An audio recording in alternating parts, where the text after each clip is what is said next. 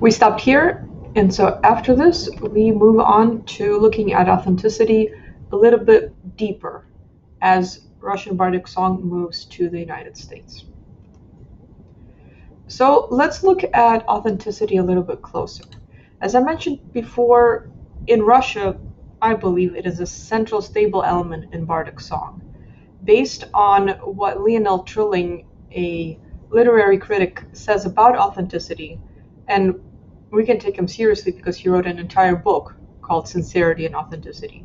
He says that authenticity is accurately aligned outward expression of the external inner life of the individual. So what you put out has to match what is inside. People can't learn to be authentic, they can't imitate authenticity. It has to come from within. I would argue that in a homologous culture, individuals can sense when someone's being authentic because they have a shared reality, so their authenticity is bound to be similar. But now imagine an entire generation being moved to a different country.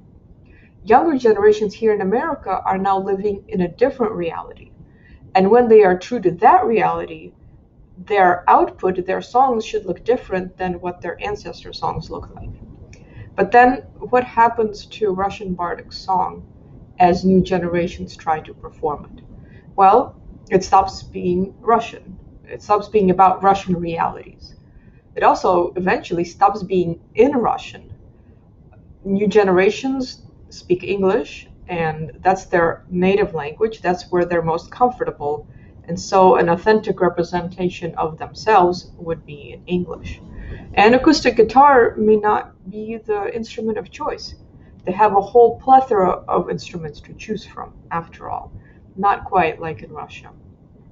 So if the stable element of authenticity is carried over, it ends up bringing within itself a seed that will ultimately lead to its own destruction.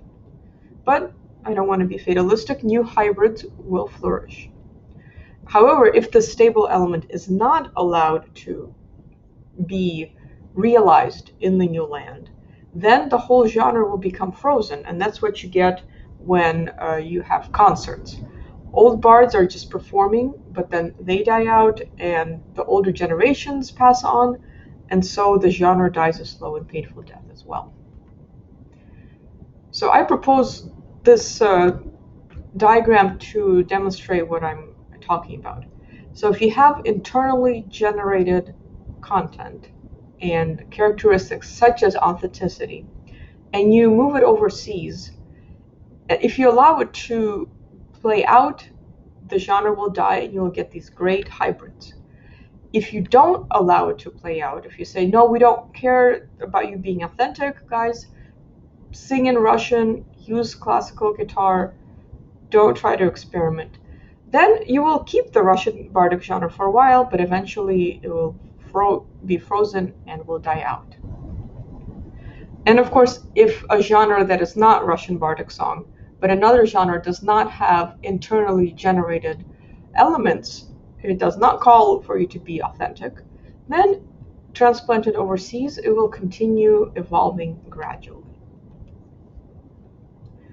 Basically, right now, this is what we're looking at in Russian communities in the US.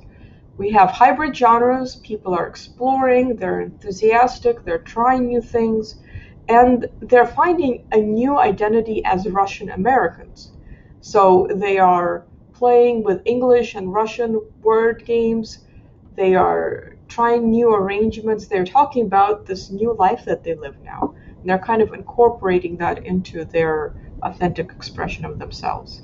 Of course, you have the concerts that I talked about, and when I talk to bards in America, they say that the future is unknown, but they are always optimistic.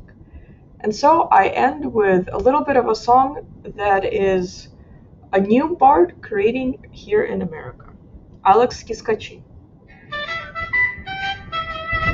As you can hear, already there's something new, saxophone solo.